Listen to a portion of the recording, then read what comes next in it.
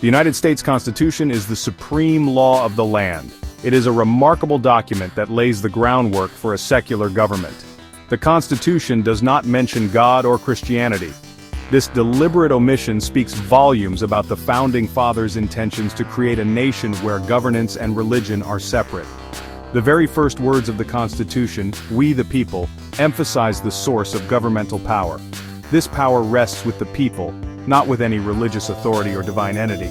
This secular foundation ensures that all citizens, regardless of their religious beliefs or lack thereof, are equal under the law. The Constitution focuses on establishing a system of government based on reason, individual rights, and the rule of law. It is a blueprint for a just and free society that prioritizes the rights of the individual and the principles of a republic. The absence of religious pronouncements within the Constitution is not an oversight. It is a testament to the founders' vision of a nation free from religious coercion. The First Amendment to the Constitution further solidifies the separation of church and state. It explicitly prohibits the government from establishing any religion. This means that the government cannot favor one religion over another, or non-religion over religion. The First Amendment also guarantees the free exercise of religion. This means that individuals are free to practice their chosen religion without interference from the government.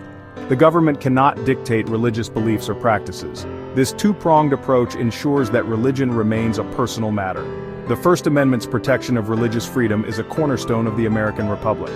It allows for a free society where individuals are able to believe or not believe according to their own conscience.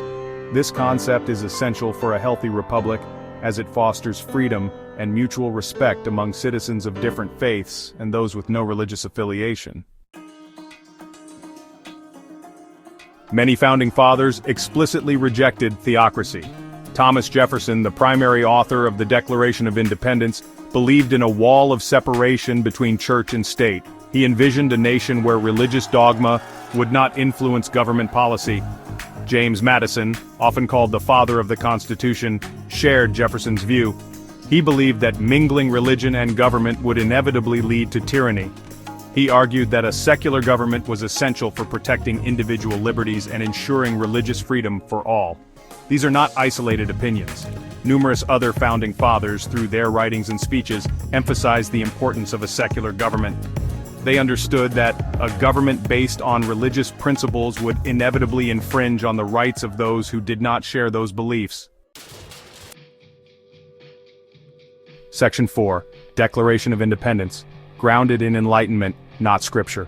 The Declaration of Independence, while a powerful statement about human rights, does not directly invoke the Bible, the Church, or Christian doctrine. It also does not use any of the names of God such as El Shaddai, Adonai, Elohim, Yahweh, or jealousy, nor does it mention Jesus. Instead, it draws heavily from Enlightenment philosophy, particularly the ideas of John Locke. The Declaration asserts that all men are endowed by their Creator with certain unalienable rights, including life, liberty, and the pursuit of happiness. It also states to assume among the powers of the earth the separate and equal station to which the laws of nature and of nature's God entitle them. This emphasis on natural rights, reason, and individual autonomy is a far cry from theocratic principles. The Declaration's language reflects a conscious effort to ground the nation's founding principles in secular ideals, not that of religious dogma. The document's focus on individual rights and freedoms aligns with Enlightenment thought, not with biblical commandments. The Declaration of Independence stands as a testament to the Founding Fathers' commitment to establishing a nation based on reason, individual liberty, and the consent of the governed. It is a secular document that celebrates human agency and the pursuit of happiness. Section 5. In God We Trust and Under God, a later addition, not a founding principle. Some point to the phrases, "In God We Trust" on U.S. currency and "Under God" in the Pledge of Allegiance as evidence of Christian founding.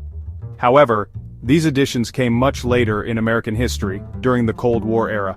They were not part of the original founding documents. "In God We Trust" was added to U.S. currency in 1954, and "Under God" was inserted into the Pledge of Allegiance in 1954 as well.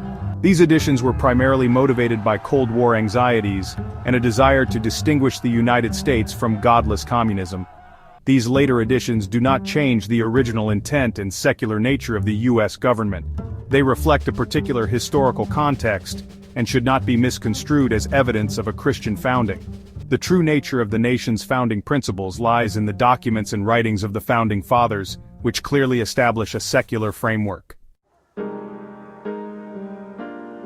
Section 6. A Tale of Two Laws: Biblical Contradictions with American Justice. Furthermore, American law often contradicts biblical law. The Bible condones slavery and the subjugation of women, practices that are antithetical to American values of equal rights under the law, justice, and due process. Demonstrating a clear departure from biblical precepts, the very concept of a republic where citizens elect their leaders is absent from the Bible, especially considering the concept of a republic originated in ancient Rome around 509 BC, and clearly predates Christianity. The Bible does not advocate for the principles of a republic or individual rights. The United States' commitment to republic ideals further underscores its secular foundation. The U.S. legal system, based on due process, the presumption of innocence, and the right to a fair trial, contrasts sharply with biblical notions of justice, which often rely on divine judgment and harsh punishments. This divergence highlights the secular and humanistic values that underpin American jurisprudence. The United States was not founded as a Christian nation. The Constitution, the Bill of Rights, and the writings of the Founding Fathers clearly demonstrate a commitment to secular governance and the separation of church and state. Attempts to claim otherwise misrepresent history and undermine the very principles of religious freedom upon which the nation was built.